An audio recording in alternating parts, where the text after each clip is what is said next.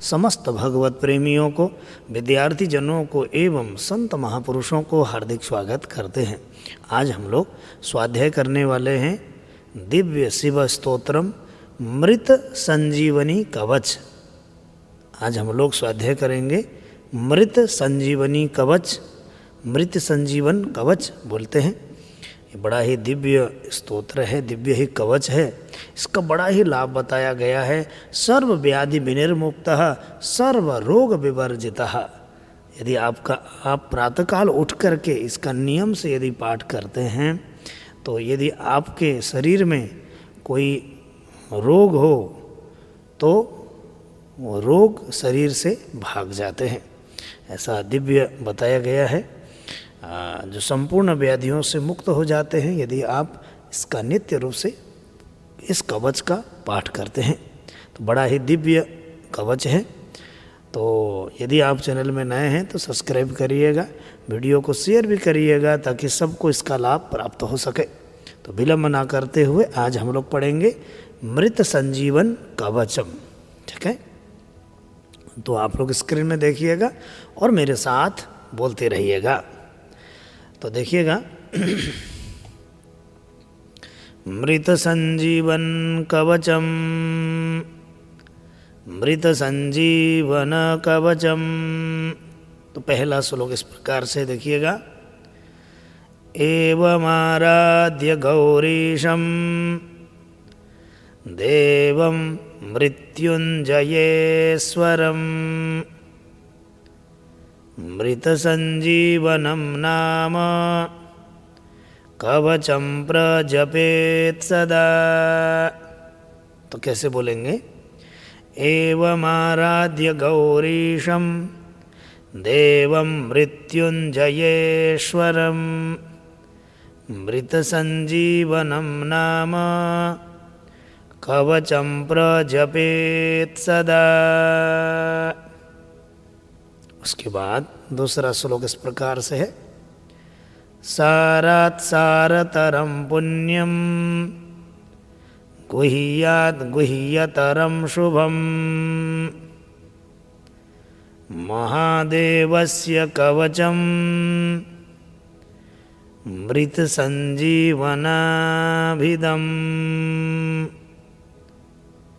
सारात् सारतरं पुण्यं गुह्यात् गुह्यतरं शुभं महादेवस्य कवचं मृत संजीवनाभिदम्।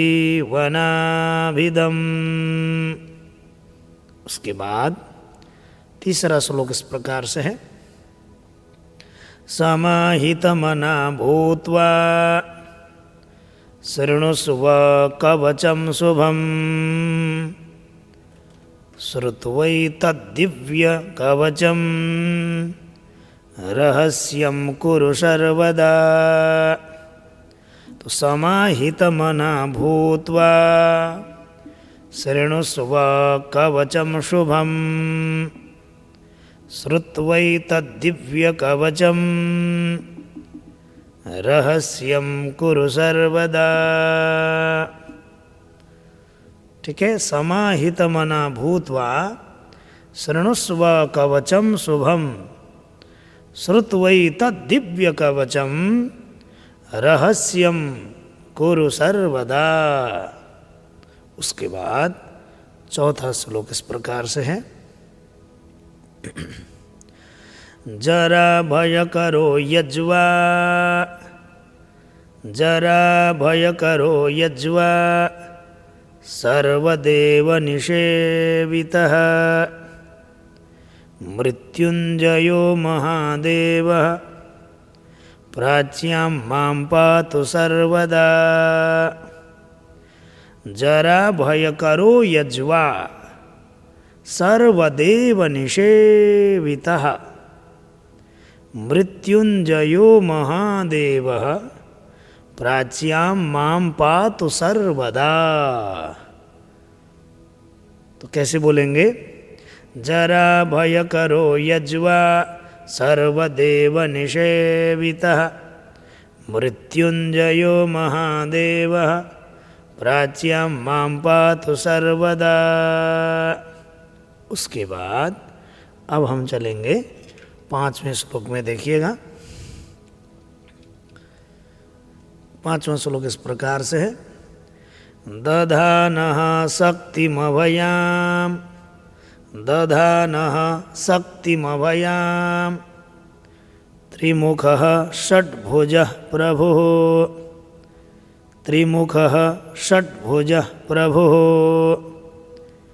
सदाशिवोऽग्निरूपी मां, सदाशिवोऽग्निरूपी मां, माग्नेय्यां पातु सर्वदा।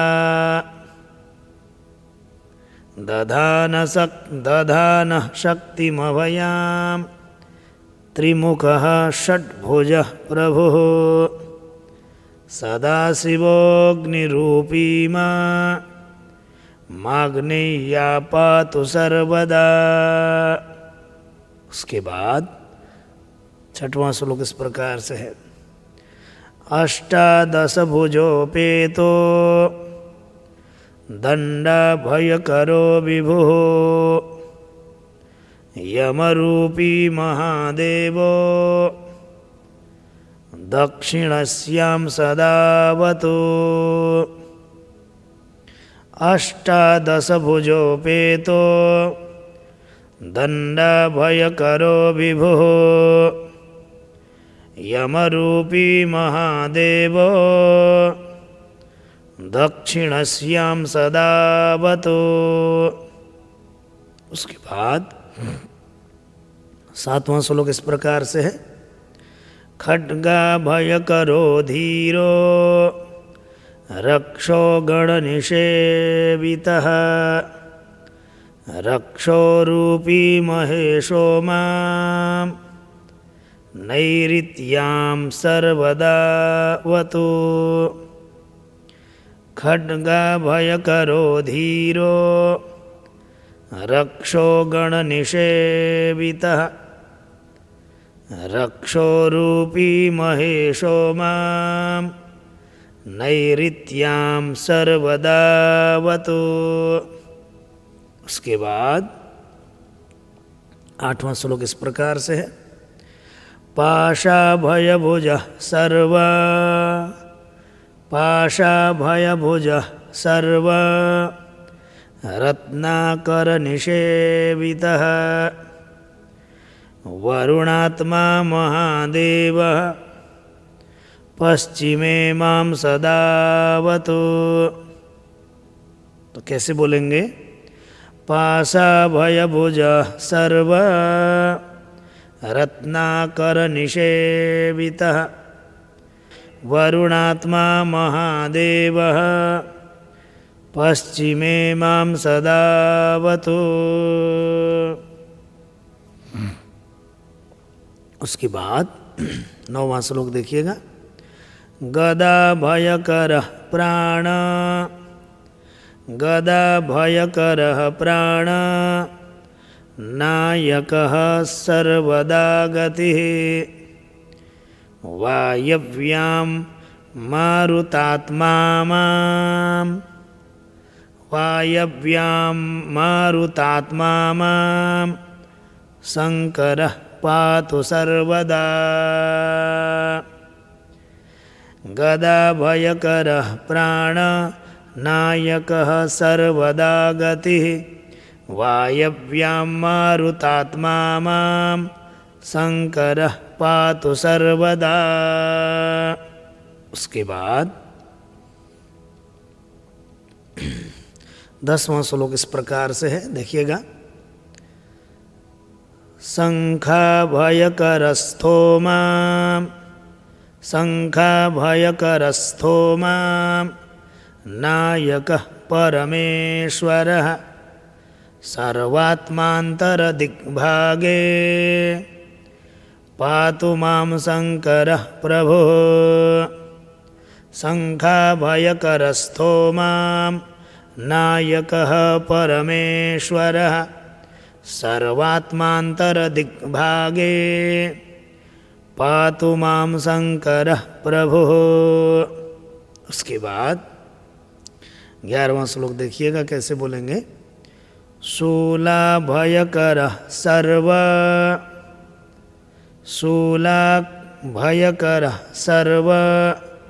विद्यानामधिनायकः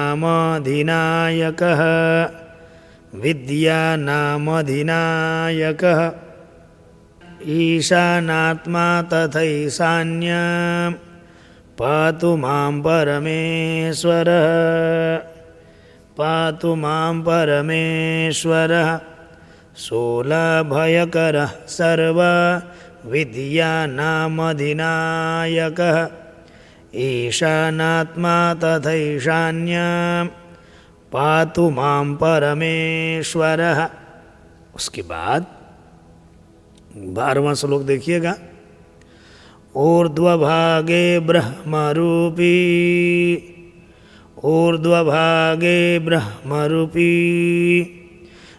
विश्वात्माधः सदावतु शिरो मे शङ्करः पातु ललाटं चन्द्रशेखरः। ऊर्ध्वभागे ब्रह्मरूपी विश्वात्माधः सदावतु शिरो मे शङ्करः पातु ललाटं चन्द्रशेखरः। उसके बाद 13वां श्लोक देखिएगा। भ्रूमध्यं सर्वलोकेशस्त्रिनेत्रो वतुलोचने भ्रूयुग्मं गिरिशः पातु कर्णौ पातु महेश्वरः। भ्रूमध्यं सर्वलोकेशस्त्रिनेत्रो वतुलोचने भ्रूयुग्मं गिरिशः पातु कर्णौ पातु महेश्वरः। उसके बाद 14वां श्लोक इस प्रकार से। नासिकां मे महादेव ओष्ठौ पातु वृषध्वजः जिह्वां मे दक्षिणामूर्तिर्दन्तान् मे गिरिशोऽवतु। तो नासिकां मे महादेव ओष्ठौ पातु वृषध्वजः जिह्वां मे दक्षिणामूर्तिर्दन्तान् मे गिरिशोऽवतु। उसके बाद 15वां श्लोक इस प्रकार से देखिएगा। मृत्युंजयो मुखं पातु कंठं मे नागभूषणः पिनाकी मत्करौ पातु त्रिशूली हृदयं मम। मृत्युंजयो मुखं पातु कंठं मे नागभूषणः पिनाकी मत्करौ पातु त्रिशूली हृदयं मम। उसके बाद 16वां श्लोक इस प्रकार से है। पंचवक्त्रस्थनौ पातु उदरं जगदीश्वरः नाभिं पातु विरूपाक्षः पार्श्वे मे पार्वतीपतिः। पंचवक्त्रस्थनौ पातु उदरं जगदीश्वरः नाभिं पातु विरूपाक्षः पार्श्वे मे पार्वतीपतिः। उसके बाद 17वां श्लोक इस प्रकार से है। कटिद्वयं गिरीशो मे कटिद्वयं गिरीशो मे पृष्ठं मे प्रमथाधिपः गुह्यं महेश्वरः पातु ममोरु पातु भैरवः। कटिद्वयं गिरीशो मे पृष्ठं मे प्रमथाधिपः गुह्यं महेश्वरः पातु ममोरूपातु भैरवः। जानुनी मे जगद्धर्ता जङ्घे मे जगदम्बिका पादौ मे सततं पातु लोकवन्द्यः सदाशिवः। जानुनी मे जगद्धर्ता जङ्घे मे जगदम्बिका पादौ मे सततं पातु लोकवन्द्यः सदाशिवः। उसके बाद 19वां श्लोक इस प्रकार से है। गिरिशः पातु मे भार्यां भवः पातु सुतान् मम मृत्युञ्जयो ममायुष्यं चित्तं मे गणनायकः। तो गिरिशः पातु मे भार्यां भवः पातु सुतान् मम मृत्युञ्जयो ममायुष्यं चित्तं मे गणनायकः। सर्वाङ्गं मे सदा पातु कालकालः सदाशिवः एतत्ते कवचं पुण्यं देवतानां च दुर्लभम्। सर्वाङ्गं मे सदा पातु कालकालः सदाशिवः एतत्ते कवचं पुण्यं देवतानां च दुर्लभम्। उसके बाद 21वां श्लोक इस प्रकार से है। मृतसञ्जीवनं नाम्ना महादेवेन कीर्तितं सहस्रावर्तनं चास्य पुरश्चरणमीरितं। मृतसञ्जीवनं नाम्ना महादेवेन कीर्तितं सहस्रावर्तनं चास्य पुरश्चरणमीरितम्। उसके बाद 22वां श्लोक इस प्रकार से है। यः पठेत् शृणुयान्नित्यं श्रावयेत् सुसमाहितः शोकालमृत्युं निर्जित्य सदायुष्यं समश्नुते। यः पठेत् शृणुयान्नित्यं श्रावयेत् सुसमाहितः शोकालमृत्युं निर्जित्य सदायुष्यं समश्नुते। हस्तेन वा यदा स्पृष्ट्वा मृतं सञ्जीवयत्यसौ आधयो व्याधयस्तस्य न भवन्ति कदाचन।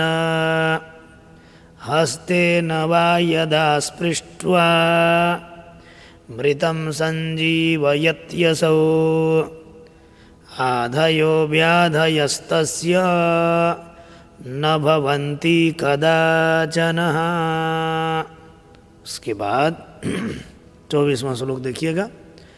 कालमृत्युमपि प्राप्त मसौ जयति सर्वदा अणिमादिगुणैश्वर्यं लभते मानवोत्तमः।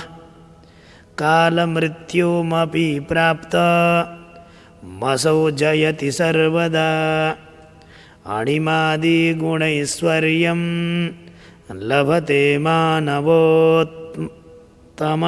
ऐसे होगा लभते मानवोत्तमः, मानवोत्तमः। उसके बाद 25वां श्लोक इस प्रकार से है। युद्धारंभे पठित्वेद मष्टाविंशतिवारकं युद्धमध्ये स्थितः शत्रुः सद्यः सर्वैर्न दृश्यते।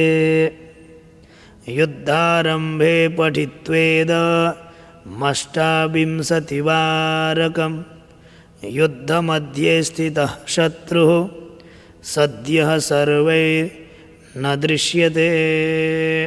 उसके बाद 26वां श्लोक इस प्रकार से है। न ब्रह्मादीनि चास्त्राणि क्षयं कुर्वन्ति तस्य वै विजयं लभते देव युद्धमध्येऽपि सर्वदा न ब्रह्मादीनि चास्त्राणि क्षयं कुर्वन्ति तस्य वै विजयं लभते देव युद्धमध्येऽपि सर्वदा। उसके बाद महात्म्य बताया जा रहा है यहाँ पर, है ना, महिमा क्या क्या है। प्रातरुत्थाय सततं यः पठेत् कवचं शुभम् अक्षय्य लभते सौख्यमिह लोके परत्र च। प्रातरुत्थाय सततं यः पठेत् कवचं शुभम् अक्षय्य लभते सौख्यमिह लोके परत्र च। क्या कहते हैं कि इह लोके परत्र च, इस लोक और परलोक पर दोनों लोकों में आपको सुख की प्राप्ति होगी, अक्षय सुख की प्राप्ति होगी। प्रातः उत्थाय सततम, यदि नित्य प्रति आप प्रातःकाल जग करके इस दिव्य कवच का पाठ करते हैं तो दिव्य लाभ प्राप्त होगा, बताते हैं। सर्वव्याधि विनिर्मुक्तः सर्वरोग विवर्जितः अजरा मरणो भूत्वा सदा षोडशवार्षिकः। सर्वव्याधि विनिर्मुक्तः सर्वरोग विवर्जितः अजरा मरणो भूत्वा सदा षोडशवार्षिकः।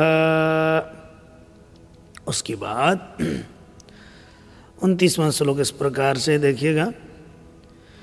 विचरत्यखिलान् लोकान् प्राप्य भोगांश्च दुर्लभान् तस्मादिदं महागोप्यं कवचं समुदाहृतं मृतसञ्जीवनं नाम्ना दैवतैरपि दुर्लभम्। तस्मादिदं महागोप्यं कवचं समुदाहृतं मृतसञ्जीवनं नाम्ना दैवतैरपि दुर्लभम्। महर्षि वसिष्ठ विरचितं मृतसंजीवन कवचं संपूर्णम। तो इस प्रकार से आप लोगों ने मृत संजीवन कवच पढ़ना सीखा। यदि आप लोगों को लाभ मिला हो तो वीडियो को लाइक करिएगा, शेयर करिएगा, ताकि सबको इसका लाभ प्राप्त हो। और यदि आप किसी प्रकार से आश्रम में सहयोग करना चाहें तो दिए हुए नंबर पर आप लोग संपर्क कर सकते हैं और यथाशक्ति आप सेवा राशि भी भेज सकते हैं। आप लोगों का जीवन मंगलमय रहे। भगवान शंकर जी की कृपा, भगवान शिव जी की कृपा आपके ऊपर अहर्निश बरसती रहे, ऐसे दिव्य मंगलमय कामना करता हुआ विदा लेता हूँ। हर हर महादेव। जय जय श्री राधे श्याम।